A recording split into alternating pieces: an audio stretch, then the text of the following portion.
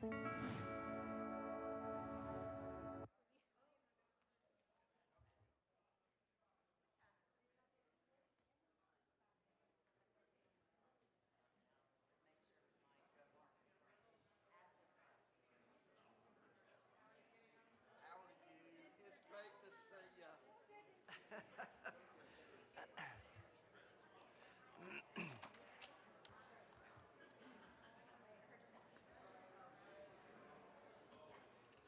morning, John.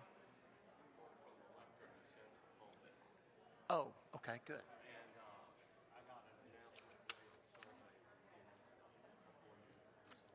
Okay. Okay, you have something else also? Okay. Gotcha. All right, good deal.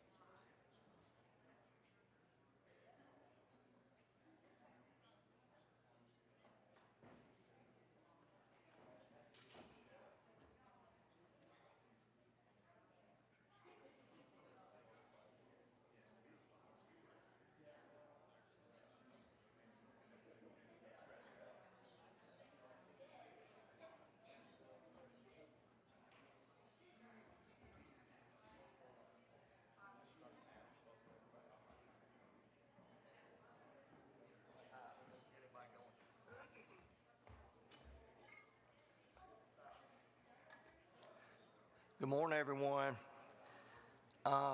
We'll get started here. I'm sure we'll have folks trickling in, but when we go and get started, so we give the Rudds plenty of time to chat with us this morning, our missionaries. With just a few announcements to get things going this morning. There's a WIC luncheon on Monday. There's an Amen breakfast with the Leachmans on the 14th on Valentine's Day at 6:44 here in Trinity Hall. Leachmans, he was a coach at Trinity, coached me in football. Great guy, great speaker. If you have time and opportunity, please go. You'll definitely be blessed, and he's a hoot. He's a lot of fun. So there's a service day.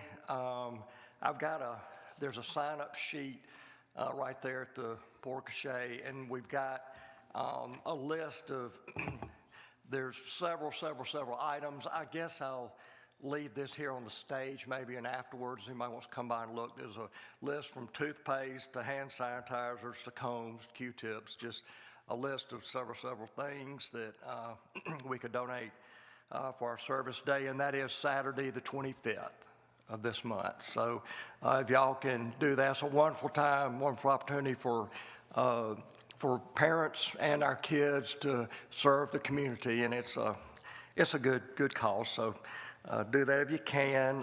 We do have a Reynosa trip. We're going to be hearing from the Rudds this morning, our missionaries in Reynosa, Mexico. There is a trip scheduled June 10 through 16.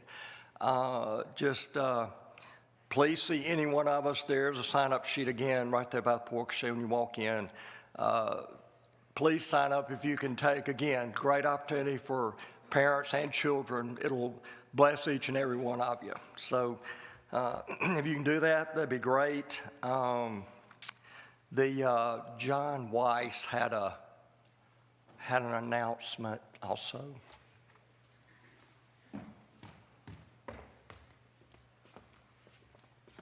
I'm here as your friendly reminder that on the 31st of January, you received your first email in your inbox about the Church Health Assessment Survey. On February 9th, that was Thursday, you received your second email reminding you about that. And you just go to the bottom and it says, click here. Click on that. And prayerfully respond to the survey. This is your opportunity to participate in the transition process, and it's really important to the leadership that we get a fair assessment of where the congregation is spiritually and otherwise. So please respond honestly. I think, I've told people before, if there's a question about how many people have you led to Christ in the last week, if the answer is none, don't put 10 because you want to appear more spiritual. It's confidential. The session, the staff do not see the results. Only the consultants see the results. So if you have not responded, you can even now take your phone, go to the inbox, scroll back to Thursday, and find that email and respond. It'll take you about 15 minutes once you get started. Thanks.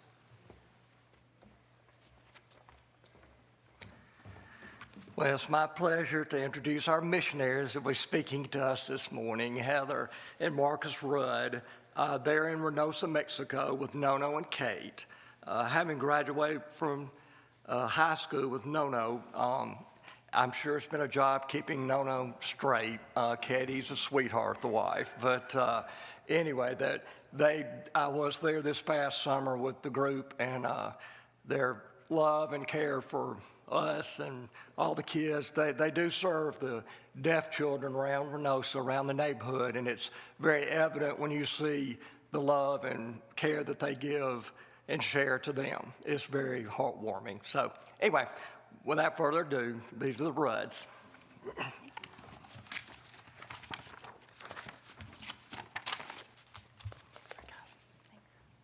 So first and foremost, we have to tell you hello and hugs and love from the Beal family. They just rave about you guys, and you guys mean so much to the ministry, to us personally, to the Shoka family. Pastor Mario Shoka is here with us this morning. And so we just first and foremost wanted to say thank you guys for supporting us in all the ways, right? You guys support us prayerfully, and we feel that. You support us financially, both as ministry and personally, and we feel that. But also, like he mentioned, you come and you see us and you work alongside us and you enter into the work we're doing. And we always tell the guys that come, you don't know how much of an encouragement it is to us, the missionaries, when you come and you live in our world for a little bit. So that's another plug to come on the mission trip. But just thank you guys. Thank you for all the ways that you love and support us. Yeah, it's fun to just look out and see familiar faces and see even from this last year. We had the pandemic, and it made things weird. Everyone felt isolated for a while. We did too. We were just talking. It's probably been 5 years since we've been up, and that's a few years overdue in our hearts. So we're glad to be here. Glad to see familiar faces and faces we don't know so well. So a lot of y'all, the Beals coming out from Trinity. and establishing the ministry. So a lot of y'all have been familiar with the ministry for a long time.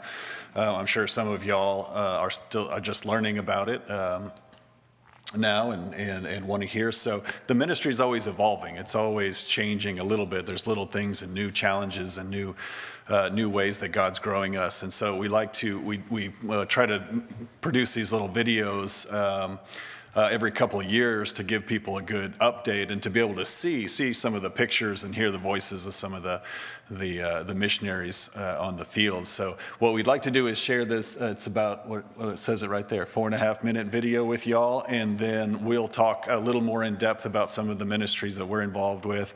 And then we'd just like to take some time to hear from y'all, any questions that you have, and see if we can answer them to the best of our abilities about the ministry work, the ongoing work, the mission trips, what type of work gets done, how else y'all can be involved in the ministry down there in Reynosa. So thank you again so much, and let's watch this short video and then get to the next. Isaiah 55 Ministries began in 2006, founding a school for the deaf in Reynosa, Mexico. Since that time, the ministry has expanded. However, Isaiah 55 continues to serve the deaf and marginalized people in the border city of Reynosa, those who seek connection and restoration to family, community, and God. Instituto Isaías 55 opened in 2006 and today offers academic instruction for deaf students from preschool through young adult. The school provides language and education to the deaf through a grace-based, gospel-oriented curriculum, teaching with a biblical worldview. We desire to see our students reconciled to Jesus Christ, enabling them and their families to have healthy relationships and communication, as well as provide a practical education through the use of Mexican Sign Language. In addition to academic classes for students, parents and students take classes in sign language, Christian worldview, and daily life issues to learn to better communicate at home and in the world.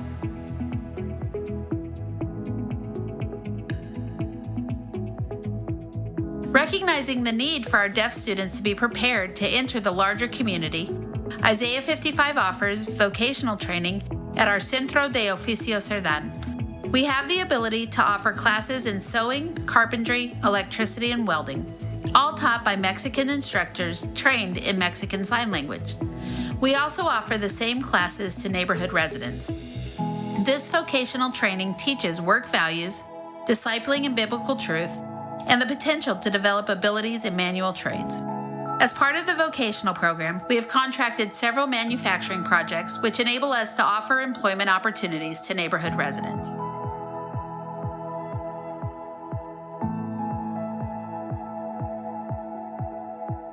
In 2011, the Isaiah 55 ministry offices moved to the Aquiles Cerdán neighborhood in Reynosa. The Aquiles Cerdán neighborhood is a historically underserved community lying geographically between the red light district and one of the city dumps. Our mission is to see our Aquiles Cerdán neighbors, young and old, come to know Jesus. We offer Bible teaching for children, youth, and adults. We seek to improve the educational opportunities for the community through tutoring and other activities. We offer activities for our neighbors in a safe environment where they may gather, including parties to celebrate holidays and special events.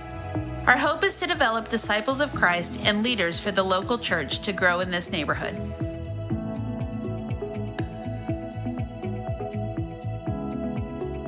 Work teams have been an essential part of the history of Isaiah 55 Ministries. Work teams provide the church an opportunity to engage in and honor the Great Commission. Work teams enable churches to engage in cross-cultural missions, build healthy relationships within their churches, and provide an opportunity to expand the kingdom through serving others outside of their everyday community. Some examples of how teams have served our local communities are by helping with small construction projects in our Reynosa community and at our own Isaiah 55 properties. Short-term medical teams hold clinics around our community. High school and college youth have helped us with Vacation Bible School and other events for children and youth. Along with work teams, we also host college-age students as summer interns.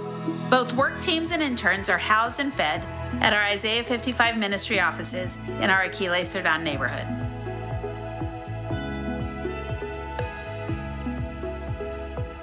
But everything we do is with the end goal of seeing the local church grow. Isaiah 55 Mexican director Mario Choca also pastors Camino de Fe Church in Reynosa. It is our desire to see a sister church planted in our Aquiles community. There's so much more to learn about Isaiah 55 Ministries. Please contact us to learn more. Find us on Facebook, on Instagram, and at our website, www.isaiah55.org. Thanks for spending a bit of time with us today.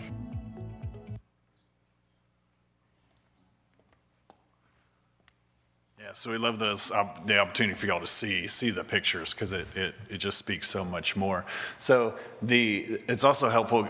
Isaiah 55 has become a kind of a diverse ministry. It can be confusing sometimes as we're talking with folks about what we do, because it's become so diverse. But I think the video shows it breaks down into a few major focus areas. So Isaiah 55 started with the goal to start a school for the deaf in Reynosa. So Reynosa is about over a million people living there. And when the Beals arrived in the early 2000s, there were no educational opportunities for the deaf. So they started by doing the educational outreach to the deaf. Then the work teams came along. I know y'all were a big part of that at the very beginning especially. And so the work teams did two things. They allowed the ministry to finance the school, the starting of the school, and then it also gave the ministry an opportunity to reach out to the community, to the government, to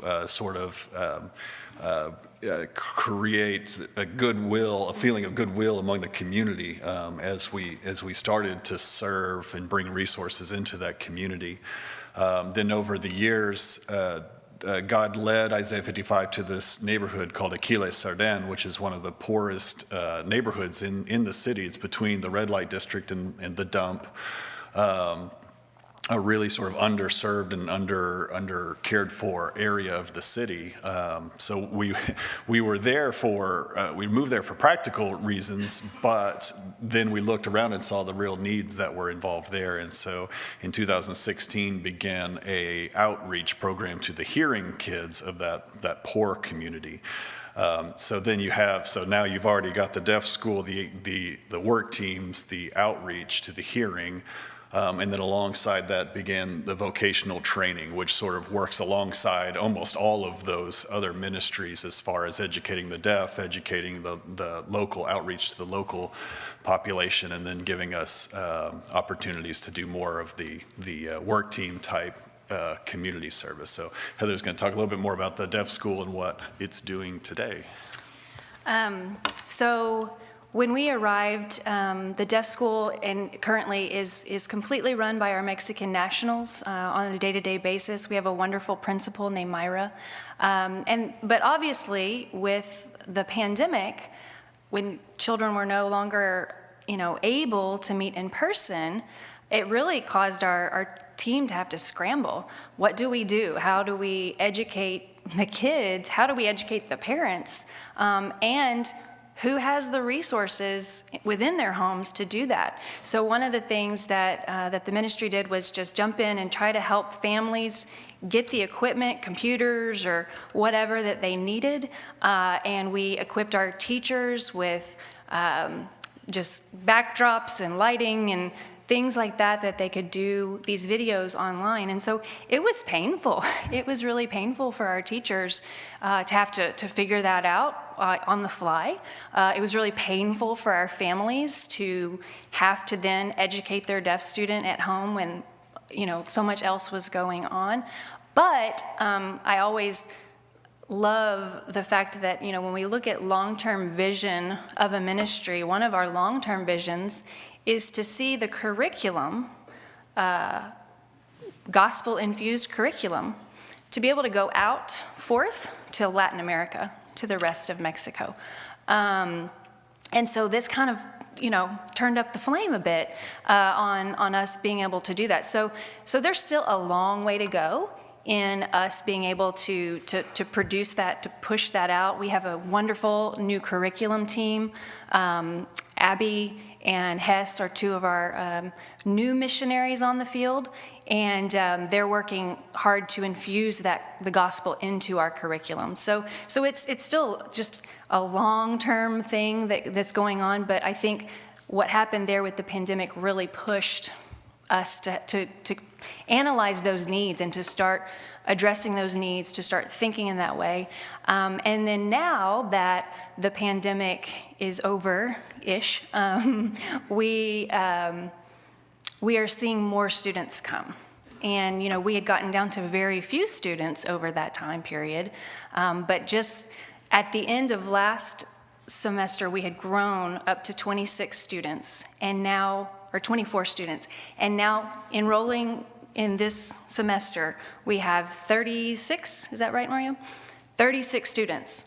So already we're seeing that growth. And another thing we're seeing is more community with the families that are there now. I think probably, 10 years ago, you had parents just kind of wanting you to educate their children and not really like entering into that process as much.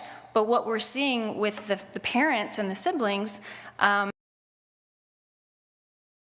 providing classes for them on Fridays to learn their parent or their just recognizing those things also. And one of the things we recognize, our program goes through what we would equate to like through middle school, right? But that can include young adults because we don't know when we're going to get these students, right? And so you just have to acclimate them. But once they finish our curriculum, our program, well, then what? And so that was what was recognized by another new missionary, Kayla Alamon, that these kids that are, out of our program now have no outlet for getting together, having community.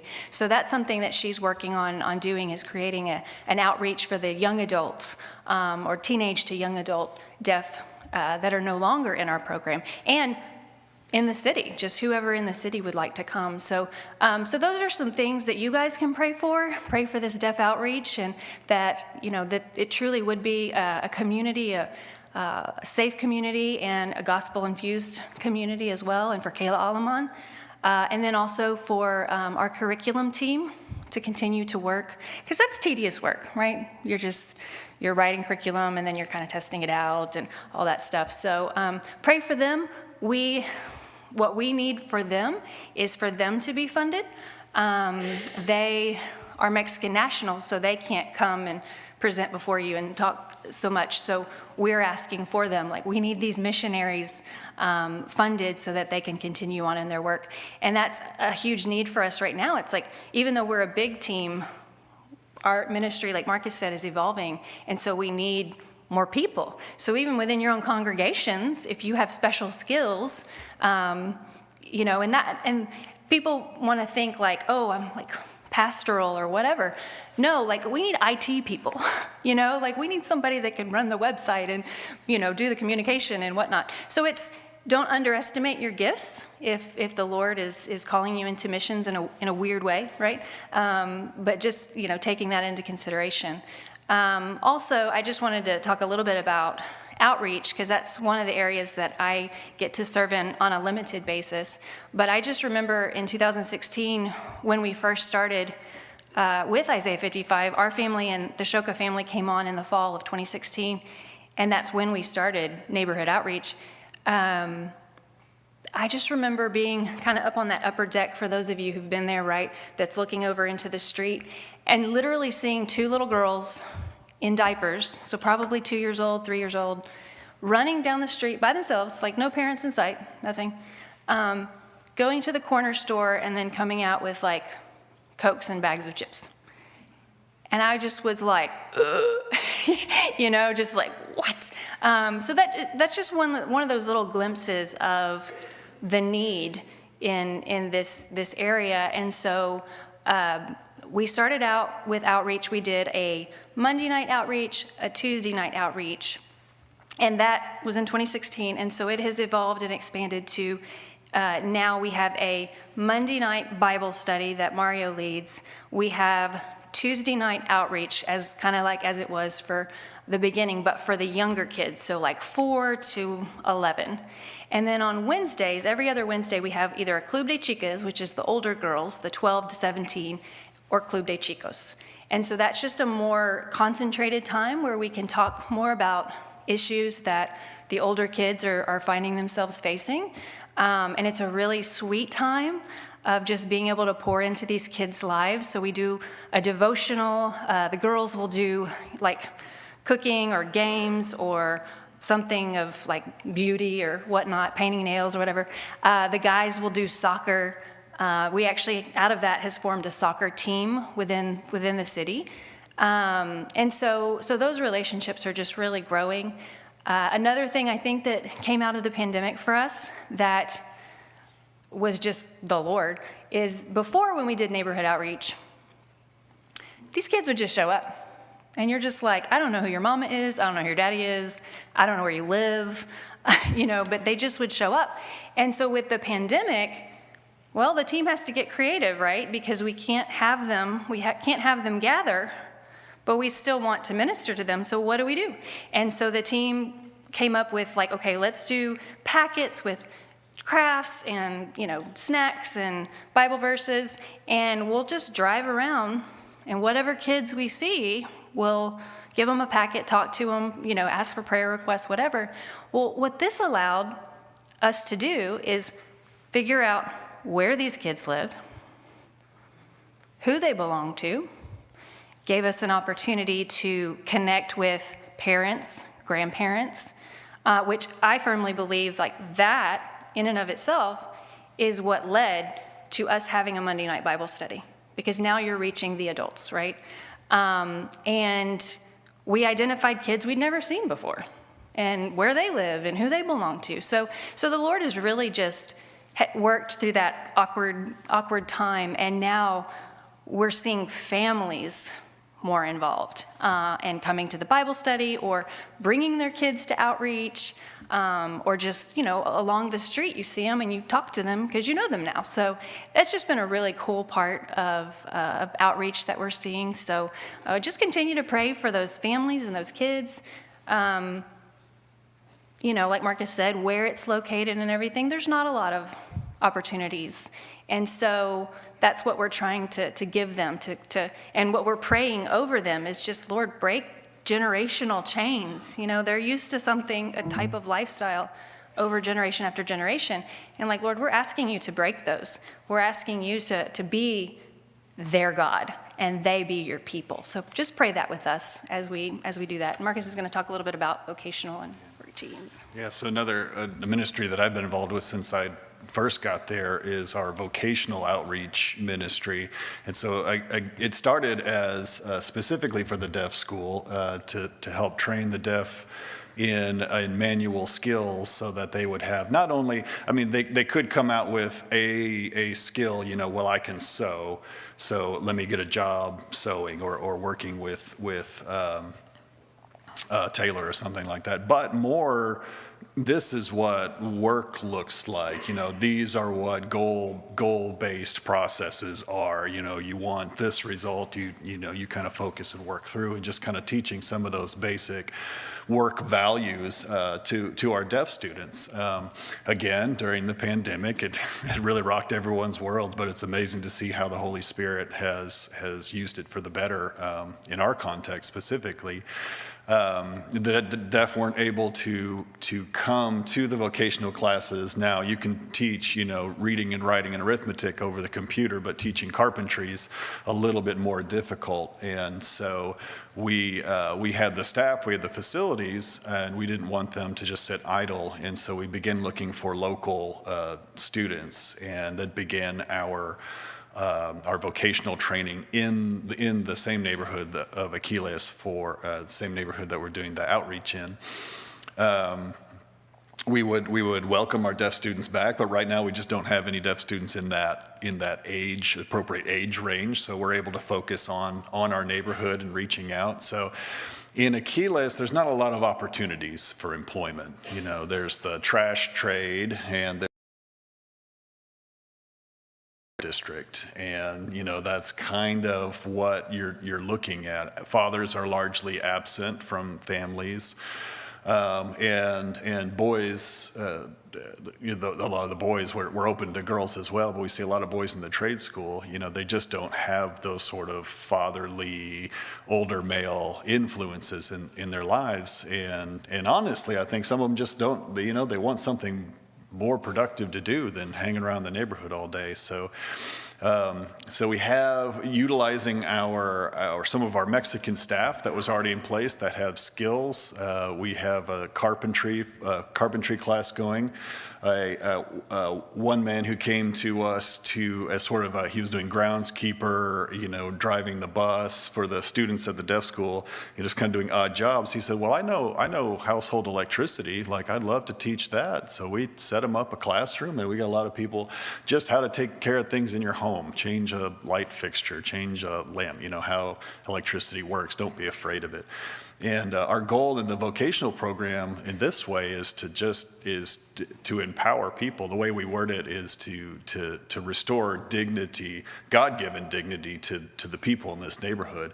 People who've been told that they're nothing, or they're less than, or they're incapable, they're worthless. They're like, well, you're not worthless, and let's start giving you things, worthwhile things to do and learn, and so that you can feel that dignity. And then, of course, training our teachers in discipling their students. One of the programs is a manufacturing program where we actually there's 3 young men that we employ from the neighborhood. We contract with a business on the other side, on the Texas side. And so they have responsibilities, and the products they make have to meet a certain standard, and then they get paid. And it's been fun to see how just a young man looking for a job, Eric, our lead there in the wood shop, lead employee, starts looking around at the other things. Well, what's going on over here? What are y'all doing over here in this community center? Well, you have all my little cousins and things are over, can I help with that? Can I participate? And so we see young men who I think historically are hard to get involved with sort of ministry and youth are getting involved in getting excited about helping in the ministry context. And so I'm going to put out a shameless pitch to y'all. We are looking for a full-time missionary who's sort of entrepreneurial, business-minded, who's maybe has some experience in this type of, not necessarily doing the manual trades, but overseeing this. We want a full-time missionary to come in and really take on this vocational program and to develop it into something even bigger or more independent. Right now, there's several of us missionaries that are kind of taking different leadership positions over the trade school, but we see a big opportunity for someone to come in and just manage this project and grow it. So like when I first met Nono, I thought, like, Heather was saying, I was like, well, I love missions, but I'm not a pastor, I'm not an evangelist per se. I'm a tradesperson. I work in construction. I studied art. And Nono said, well, we could use, that's who we're looking for, is people who know how to do things, have skills, and just want to apply them to the kingdom, that maybe ways you hadn't thought of before. But we're here to tell you that there's an opening for you. Come and talk to us, and we'll try to fit you in if we don't have an exact fit already. So that's the trade school. Also work teams, we touched on that before. Y'all come, and y'all are a great encouragement, and please keep coming and bring your friends. Move away and go to other churches and bring them too. Even if it's just a sneaky infiltration, go, I don't know. There was a Baptist church over, go bring them with you. But it really is, we consider those teams, we want to minister to y'all as much as we want y'all to minister to the people that we serve as well. This year we started this past year we started a great new opportunity. We began a relationship with a lady a Christian gal who runs a ministry where she houses and feeds children with disabilities. So like our deaf kids, a lot of kids with disabilities are sort of considered throwaways by their family. You know, families are barely making it, so what are you going to do with a kid that has extra needs? And so she houses her family and a few volunteers, and she just needs resources. We're excited to share and blessed to do that. So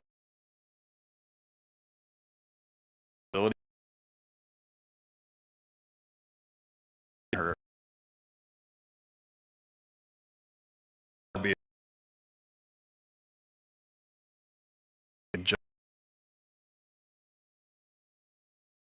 Siri and her ministry with disabled kids. We're out there, and then the outreach center,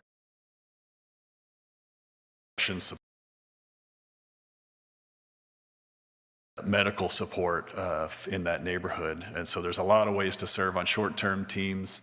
Again, call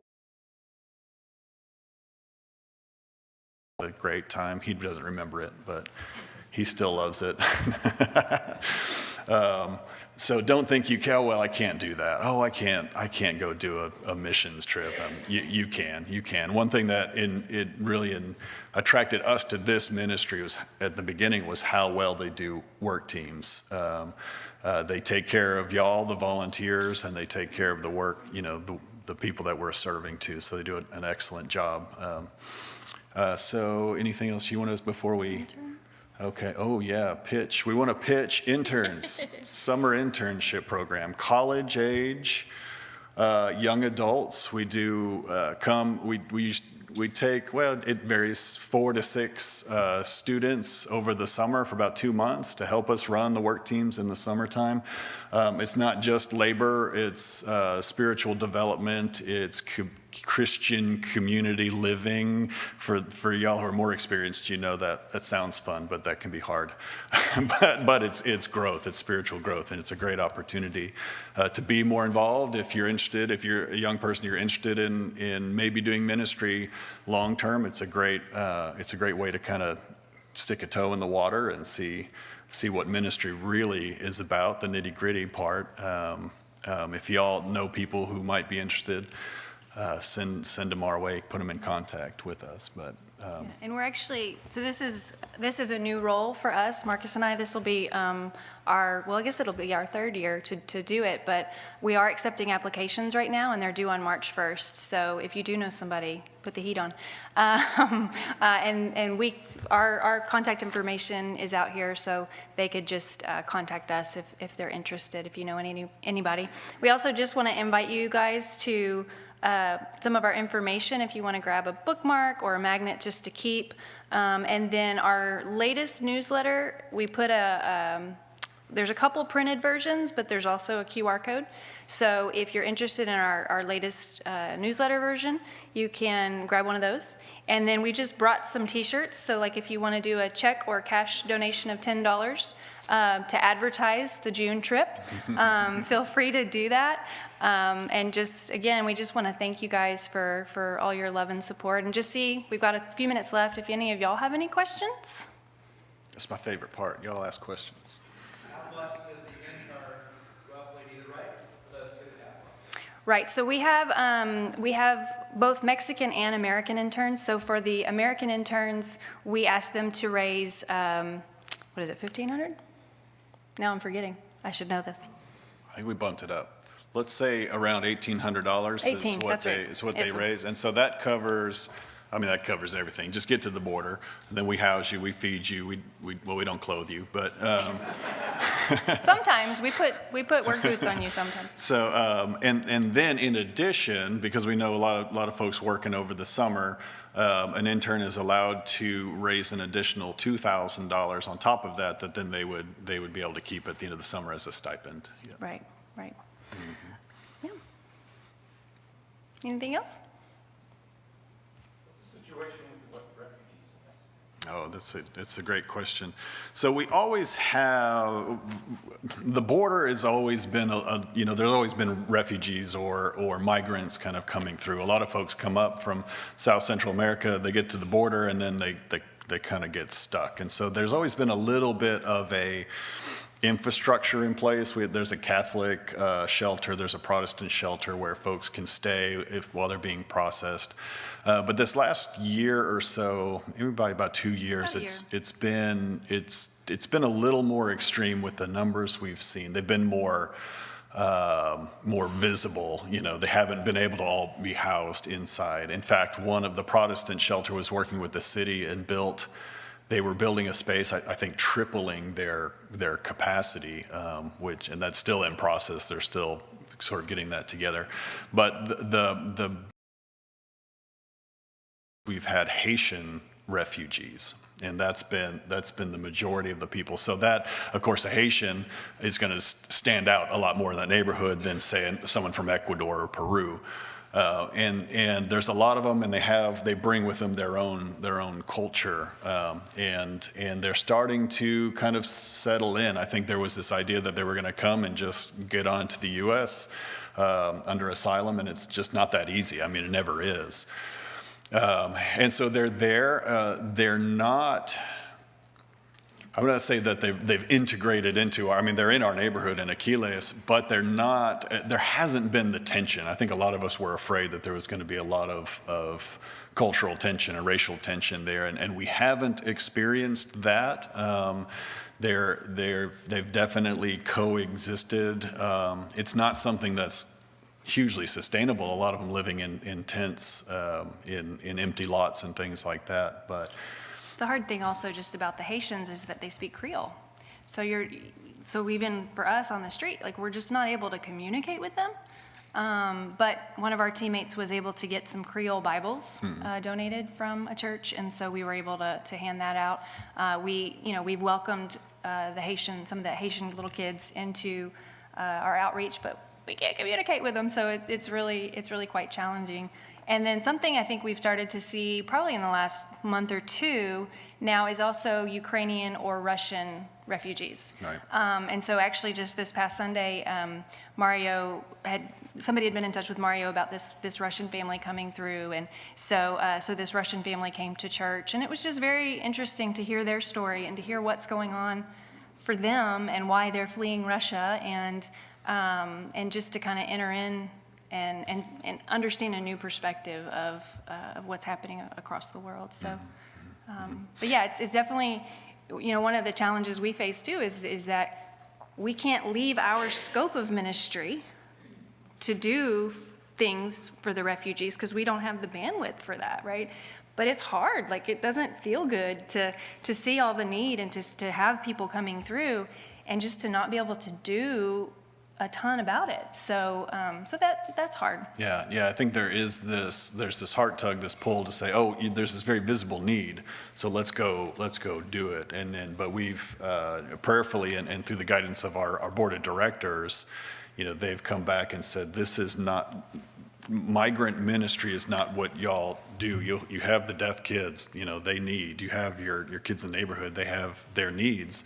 But as the immigrants are now integrating into our community, now then they fall under the scope of the ministries that we provide.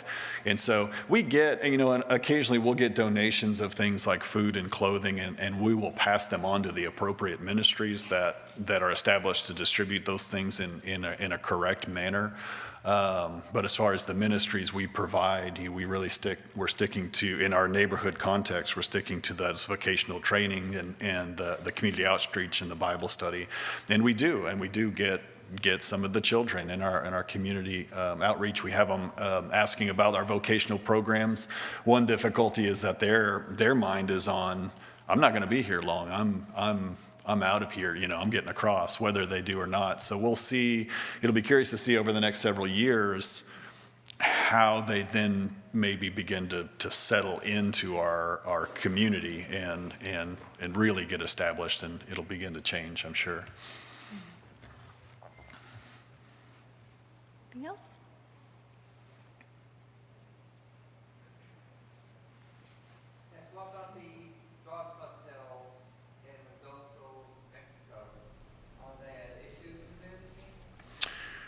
So, in short, no.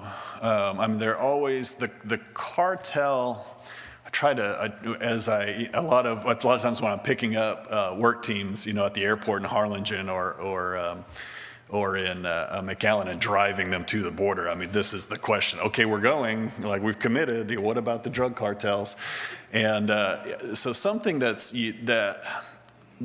you have to understand is that from day to day, the cartels and their work is sort of integrated into the workings of the city. We don't have a local police force. They had been disbanded for corruption a long time ago. We do have federal and police and state police, but the cartel police the petty crime.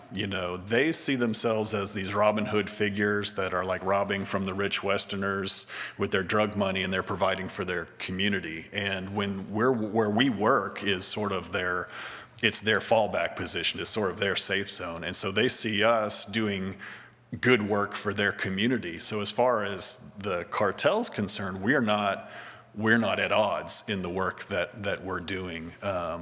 In fact, as long as we're being good, decent people, they're looking out for us. So it's a strange thing to know that you're in relationship with this group, whether you like it or not. Whether you know it or not. Yeah.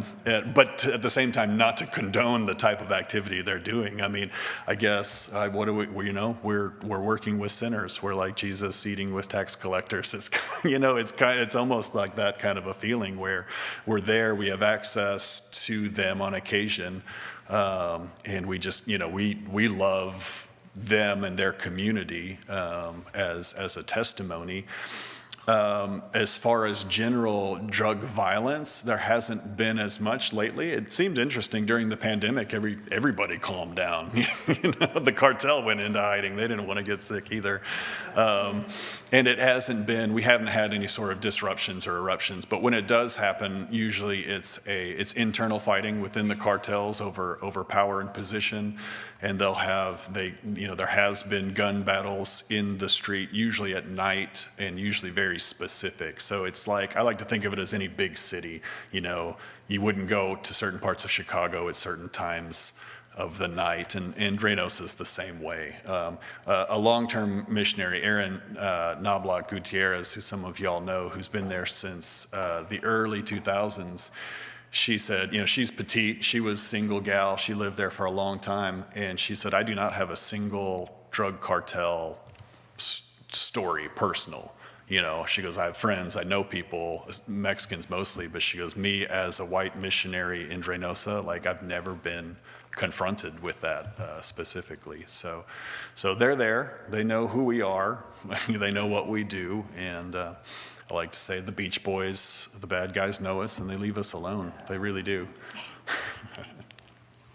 Yeah, so it's something to be aware of, and we are aware. But no, it hasn't hindered our work. Wes? Well, I'm gonna knock I over have to close us. Yeah, that's Thank great, you, that's guys. Thank you so much. Y'all come up, please meet these people. Please meet. It's just a special, the whole relationship. Once you've been down there, you'll get it. You really will. So anyway, if everyone just bow your heads, please, as the screen goes up. And again, the Trinity Hall, the Trinity Service project information, I'm just going to put it right here on the stage if y'all want to grab this before you leave, just for the different needs for that service project. But anyway, please bow your heads. Dear Heavenly Father, thank you so much for the Rudds, the love they give to the community, and the special mission that is Reynosa, in Reynosa, Isaiah 55. Just bless the entire crew, all that's related to the mission. Lord, that you'll just fill people's hearts with a need for mission from this church to continue serving Isaiah 55 and other missions around the world, but that you'll just prick people's hearts to be able to actually want to go for a mission in June, to go meet the Rudds, be with the Rudds, experience the neighborhood, and what a special, special gift they provide for those people.